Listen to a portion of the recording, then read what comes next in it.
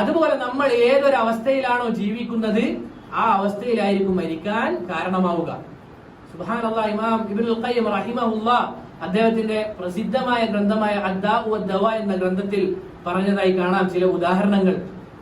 എന്താണ്? അവരുടെ ജീവിതം അവർ കഴിച്ചു കൂട്ടിയത് പല കളികളിലും അതുപോലെ പല വിനോദങ്ങളിലുമായിട്ടാണ്.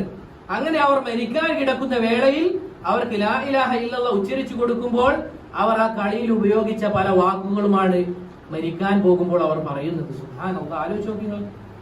അവർ ഏത് ജീവിതത്തിലാണ്, ഏത് കാര്യത്തിലാണ് അവരുടെ ജീവിതം കഴിച്ചു കൂട്ടിയത്, അതാണ് അവർ മരിക്കാൻ കിടക്കുമ്പോൾ അവരുടെ വായിൽ നിന്നും വരുന്നത്. മറ്റു ചില ആളുകൾ അവരോട് പറയുകയാണ് ലാ ഇലാഹ ഇല്ലല്ലാഹ് നീ ഉച്ചരിക്കുക. അപ്പോൾ അവർ കൊടുക്കുന്ന മറുപടി അതെനിക്ക് പറയാൻ സാധിക്കുന്നില്ല എന്നാണ്.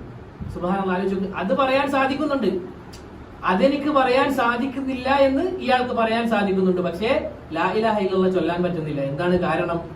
അവരുടെ ജീവിതം അവർ കഴിച്ചു കൂട്ടിയത് മറ്റു ചിലതിലുമാണ്.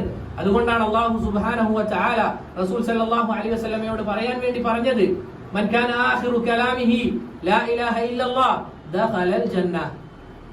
ആരുടെ അവസാന വാക്കാണോ ലാ ഇലാഹ ഇല്ലല്ലാഹ് ആകുന്നത് അവൻ സ്വർഗ്ഗത്തിൽ പ്രവേശിച്ചു എന്ന് റസൂൽ സല്ലല്ലാഹു അലൈഹി വസല്ലമ പറഞ്ഞത്. നമ്മൾ വിചാരിക്കുന്നുണ്ടാകും നമുക്കൊക്കെ എളുപ്പത്തിൽ അത് പറയാൻ സാധിക്കുമെന്ന്. ഇമാം അഹ്മദ് ബിൻ ഹംബൽ റഹിമഹുല്ലാഹ് അദ്ദേഹത്തിന്റെ ഒരു ചരിത്രം പറയപ്പെട്ടതായി കാണാൻ സാധിക്കും. അദ്ദേഹത്തിന്റെ മകൻ തൊട്ടടുത്തുണ്ട്. അദ്ദേഹം രോഗശയ്യയിൽ കിടക്കയിൽ ഇങ്ങനെ കിടക്കുമ്പോൾ അദ്ദേഹത്തിന്റെ രോഗമൊന്ന് മൂർച്ഛിച്ചു. അദ്ദേഹം അതിന്റെ ഇടയ്ക്ക് അദ്ദേഹം പറയുന്നുണ്ട് ലാ ബഅദു ലാ ബഅദു, ഇല്ല ആയിട്ടില്ല, കുറച്ചുകൂടി ഉണ്ട് ഇങ്ങനെ പറയുകയാണ്. അങ്ങനെ അദ്ദേഹത്തിന്റെ ആ രോഗശയ്യയിലുള്ള അവസ്ഥ കുറച്ചൊന്ന് മെച്ചപ്പെട്ടപ്പോൾ അദ്ദേഹത്തിന്റെ മകൻ ചോദിച്ചു, അല്ല നിങ്ങൾ ലാ ബഅദു എന്ന് പറഞ്ഞല്ലോ, എന്താണ് അങ്ങനെ പറയാനുള്ള കാരണം? അപ്പോൾ ഇമാം അഹ്മദ് പറയുകയാണ്, ഞാൻ ആ സമയത്ത് മരണത്തെ അഭിമുഖീകരിക്കുന്ന സമയത്ത് ശൈത്താൻ വന്നുകൊണ്ട് പറയാണ്, ഓ അഹ്മദേ നീ എന്റെ കയ്യിൽ നിന്ന് വിട്ടുപോയല്ലോ. നോക്കണം നിങ്ങൾ, ആ സമയത്ത് എങ്ങാനും സ്വന്തം തന്നെ അത്ഭുതം കൂറുകയാണെങ്കിൽ തീർന്നു. ഞാനെന്തോ വലിയ സംഭവമാണെന്ന് തോന്നിപ്പോയാൽ ആ സന്ദർഭത്തിൽ തീർന്നു. ആ സമയത്ത് വരികയാണ് ശൈത്താൻ. ആരാണ് സഹോദരങ്ങൾ? ഇമാം അഹ്മദ്, ഇമാമു സുന്ന അഹ്മദ് ബിൻ ഹംബൽ, അദ്ദേഹത്തിന്റെ അടുക്കലേക്കാണ് ശൈത്താൻ വരുന്നത്. എന്താണ് നമ്മുടെ അവസ്ഥ? നമ്മൾ ആരാണ്? നമ്മളെന്ന് പറഞ്ഞാൽ സാധാരണക്കാരിൽ സാധാരണക്കാരാണ്.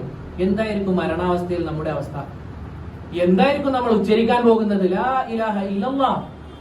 ഇതൊക്കെ സംഭവിക്കാൻ പോകുന്ന കാര്യങ്ങളാണ്. അതുകൊണ്ട് സഹോദരങ്ങളെ, ഇതാ ഇന്ന് നമുക്ക് സമയമുണ്ട്.